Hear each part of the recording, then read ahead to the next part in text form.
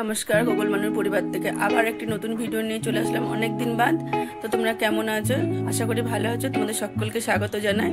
এই দেখো আমার রাধা মাধব আর আমার গুরুদেব আর বড় মা, মায়ের চরণ, তারাপীঠের মায়ের, আর যে তারকেশ্বরের ঠাকুর, সবাইকে দিয়ে আজকে ভিডিওটা আর কি শুরু করলাম। তো দেখো, আর সকালবেলায় আমি আজকে মন্দিরে যাইনি, আমার মেয়ে জল তুলে রেখেছে ঠাকুর ঘরে দুটোই, আর আমি কালকে সন্ধ্যাবেলায় সন্ধ্যা টন্ধা দিয়ে আর কি বাসনপত্র মেজে ঘর দোর মুছে রেখে এসেছিলাম। তো আজকে দেখো আমরা কি করি আজকে সারাটা দিন, তো দেখতে থাকো। তো দেখো এখানে সকালবেলায় ভাত হয়ে গেছে, আর এই যে ডিমের অমলেট করেছি। দুটো ডিম একসঙ্গে করেছিলাম, অর্ধেকটা বাবাকে দিয়েছি, অর্ধেকটা আমার জন্য রেখেছি, আর এইটা মেয়ের জন্য করছি। মেয়ে পড়তে গেল, বিছানাটা না গুছিয়ে ফেলে রেখে চলেছে, ওগুলোও গোছাবো খাওয়ানোর পরে ছেলেকে, তারপরে আমি খাবো। আর এদিকে ভেন্ডি সিদ্ধ দিয়েছি ছেলের জন্য। এই দেখো ভাত, আলু সিদ্ধ, আর এই যে মসুর ডাল সিদ্ধ করা আছে সেইটা। আর এদিকে সবজি কিছুটা ওর বাবা কেটে দিল, ওর বাবা গাড়ি সারাই করতে যাবে, এখন কখন আসবে ঠিক নেই, তাই বললো যাও কেটে দিই। আর আমি যেহেতু মন্দিরে যাব, নকাকুর জ্বর এসছে, ছোটো মা এসছে, দিদারও বাচ্চাদের মতো আর কি ওটি বমি টমি সব করে ফেলে, ওই জন্য বেরোতে পারে না ঘর থেকে। তো আমাকে 3 বেলা এখন দিতে হচ্ছে। তো কখন এইসব রান্না বান্না হবে দেখি, গুছিয়ে নিই। আর এই যে আমার গোগল, একে নিয়েই তো সবসময় আমার এই যে কার্টুন দেখছে। দেখো গোগল কি করছে। আমি খেতে নিয়েছিলাম, আমি দেখলাম যে আমার দেরি হয়ে যাবে আর ওকে খাওয়াতে অনেক সময় লাগবে, তাই আমি আগে খেতে নিলাম। তো আমার খাওয়া দেখে ও ডিমের অমলেট খেতে চাইছে, তা ওকে দিয়েছে। দেখো বসে বসে টুকটুক করে খাচ্ছে, আর দেখো ফেলছে, এরকমই করে। এবার আমি ওকে খাওয়াবো, খাবারটা রেডি করি ওর। তো এই দেখো ওর ভাত নিয়েছি আজকে, আর বেশি ডিম নিলাম, ডিম সিদ্ধ দিলাম না আর কি, ওই যে অমলেট খাচ্ছিল, আর আমি আরেকটু মেয়ের থেকে নিয়ে দিলাম, যেহেতু এই যে চিকেন এনেছে, চিকেন স্যুপ করে দেবো। এই যে ভেন্ডি সিদ্ধ, আলু সিদ্ধ, আর একটু ডাল দিয়ে মেখে দেবো, খাইয়ে। ভাতগুলো একটু চটকে নিই ভালো করে।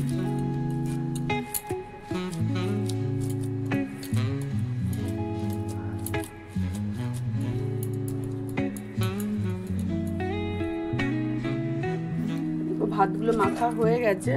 কি বলতো, কি মনে হলো যে দুটো ভেন্ডি মেয়ের জন্য রেখে দিই, তাই যে মেয়ের জন্য একটু রেখে দিলাম। আর এই যে ডাল দিয়ে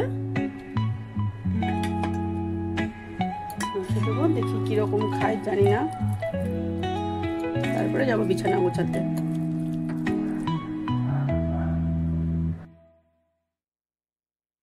তো গোগলের তো খাওয়ানো হয়ে গেছে, এবার বিছানাটা গুছিয়ে নিই। দেখো মেয়ে কি অবস্থা করে রেখে গেছে, এইটুকু এরকমভাবে ফেলে রেখে চলে গেছে, তা আমি বাকিটা গুছিয়ে নিচ্ছি।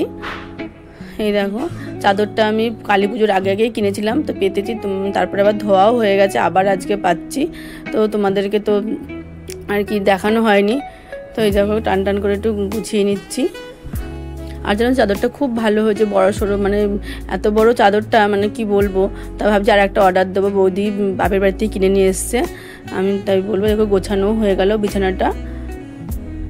আর জানো তো এর সঙ্গে বালিশের কভার, মানে কোল বালিশের কভার সবই আছে। তো আমি কোল বালিশেরটা লাগিয়েছি, মাথায় বালিশেরগুলো লাগাইনি, তো সন্ধ্যাবেলায় পারলে লাগাবো। তো এরপর ঘরটার ঝাড়ঝুড় দিয়ে মুছে নেবো ভেবেছিলাম, কিন্তু মুছবো না, আগে সবজিগুলো কেটে নিই, যেহেতু এই মন্দিরে যাবো, কাকুর জ্বর বললামই তো, তো তার জন্য দুপুরবেলা আমি দিই না, 9 মাই দেয়, যেহেতু কাকুর জ্বর, তার জন্য অনেক দিন বাদে আর কি 3 বার আবার পুজো দিতে হচ্ছে আমাকে আজ থেকে। তো দেখো এবার সবজি কাটতে বসবো। বাবা তো কিছুটা বললামই তখন যে কেটে রেখে গেছে, বাকিটা আমি কেটে নেব। এই যে মাংসের সবজি টবজি সব কাটবো। তো আর গোগলের জন্য একটু স্যুপ হবে, তাই পালং শাকটা এনেছিল পরশু দিন, কালকে করার কথা ছিল, তো নিরামিষ ছিল, করা হয়নি, যেহেতু আমাদের পেটটা একটু খারাপ ছিল, তা করিনি, তো আজকেই করে নেব। তাই যে মূলো টুলো দেখছো তো, মূলো দিয়ে বেশ ভালোই লাগে পালং শাকটা।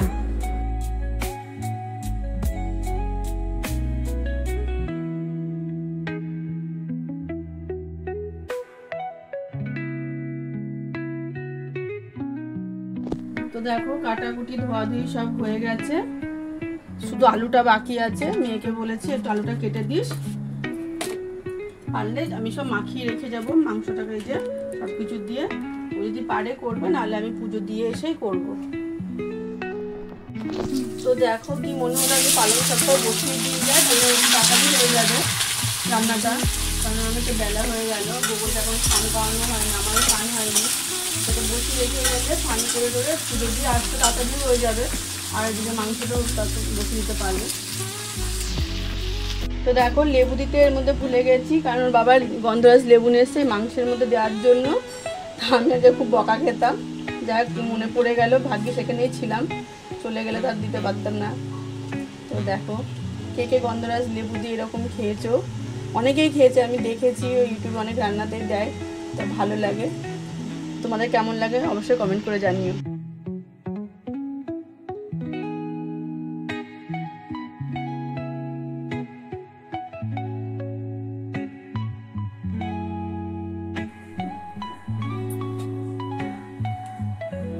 দেখো গোগল কি করছে, স্নান করে লেবুটুবু একদম নষ্ট করে পেঁপেটা খেয়েছে, এখন লাউ নিয়ে খেলা করছে, এখন হিসড়িসি করে একাকার করেছে।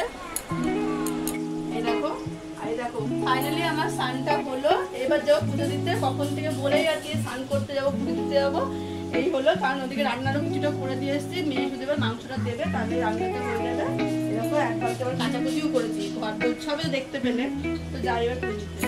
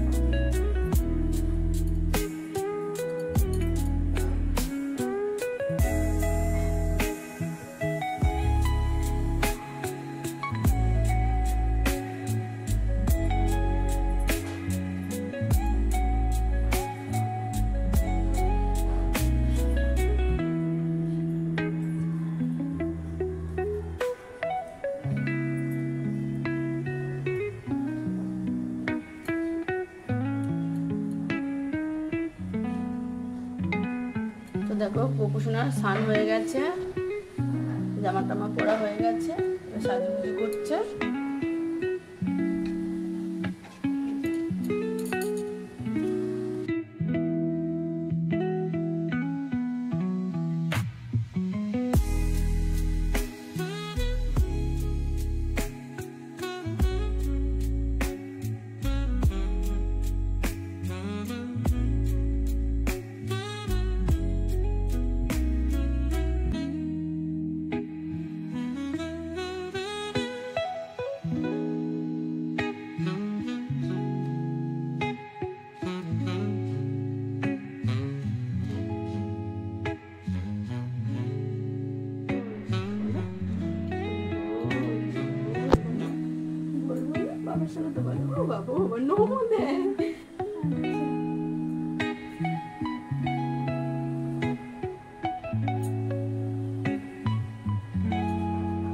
কি করবো এখন, ওকে নিয়েই করতে হলো। এতক্ষণ যতক্ষণ মন্দিরে ছিলাম ওর ছোট দাদু, ওর দাদু কাকার সঙ্গে ছিল, এখন আর থাকলো না, এই কোলে উঠে আমাকে দিতে হলো পুজো।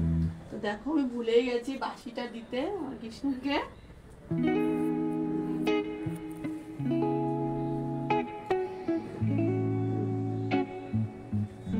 সন্ধ্যা হয়ে গেছে, এখন প্রায় 5:30 বাজে। ওর বাবা প্রথমে বলেছিল 4টার সময় আসবে, তারপরে ফোন করলাম, বলে 5টা। সেই যে সকালে বেরিয়েছে আর আসেনি একবারও, বাড়ি ছাড়াই করতে গিয়ে। তখন 5:30 বাজে। তো রান্না বান্না সব হয়ে গেছে, খেয়ে দিয়ে সব করেছি, আমরা দেরি করে খেয়েছি আজকে। তো দেখো এখানে সব রেখে দিয়েছি, যাতে একসঙ্গে খাবো বলে ঠিক করেছিলাম, কিন্তু তো এখনও তো বাড়ি আসেনি। ফোন করলাম, বলে আসতে আসতে করছে। মাঝখানে এর মধ্যে একটা দুর্ঘটনা ঘটে গেছে, কথা বলার মতো আর মানে পাচ্ছি না। এই দুর্ঘটনা বলতে এই যে এইটার উপরে একটা তক্তা পাতা থাকতো, তারপরে খাঁচা থাকতো। মানে একটা টিয়া পাখি ছিল যার নাম মিশু। আমার এই ফোনে কোনো ভিডিও বা ছবি নেই, আগের ফোনে ছিল। তো যখন মারা যায় আমি জানি না, কিন্তু যখন ফেলতে যাবে আমার দেওয়ার প্লাস্টিক করে, তখন দেখে আমাকে বললো। কিন্তু সেই সময় আমি ওকে যে বলবো দাঁড়া ভিডিও করবো বা ছবি তুলবো, সে বলার মানে ইচ্ছেও ছিল না, আর সেই সাহসটাও আমি পাইনি। কারণ ও নিজের হাতে ওকে পেয়েছিল, আবার রেখেছিল, তো ও আবার ফেলতে গেছে, সেখানে ওকে কিছু বলার মতো কথা না। আর এই যে আমার শাশুড়ি এই খাট এমনি চোখে থাকতো, আর এখানটাতে বসে এইভাবে এই দেখো সে তার যেখানে বসে তার উপরে ওনাকে রাখা হয়েছে। যখন লকডাউনের সময় উনি পড়ে গিয়ে হাঁটতে পারছিল না, কিন্তু সমস্ত কাজ করছিল, সেই সময় এই মিশুকে, ওর নাম রাখা হয়েছিল মিশু। তো ওনাকে নিয়ে আসা হয়েছিল, তখন কি নাম রাখবে আমি বলেছিলাম মিশু রাখবো। সেই থেকে আমার শাশুড়ি মিশু বলে ডাকতো, আর ওর সঙ্গেই কথা বলতো, যেহেতু উনি ঘর থেকে বেরোতে পারতো না, ওনার সঙ্গে ছিল। উনি 1 বছর আর কটা দিন বাকি, তা উনিও চলে গেছে, ওনার সঙ্গে মিশুও চলে গেল। কথায় বলে না যে গানটা আছে না, খাঁচার ভিতর অচিন পাখি, ঠিক সেই রকমই চলে গেল ওরাও দুজনে। আমার ছেলে এখন ঘুমাচ্ছে, আমার মেয়েও বাড়িতে নেই। আমার শ্বশুরমশাই রোজ বাড়িতে এসে এই মিশুকে খেতে দিত ছেলেকে নিয়ে, জানি না ওরা কি করবে।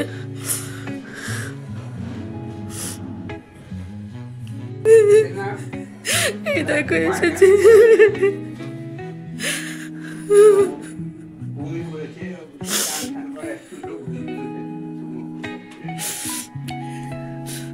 এতদিন উনি এখনো পর্যন্ত মায়ের কথা সবসময় আসে বাড়িতে কাজ থেকে, তখনই করে। এখন এই মিশুটাকে নিয়ে যতবার ছিল সেই মিশুটাও চলে গেল, জানি না কি হবে না হবে।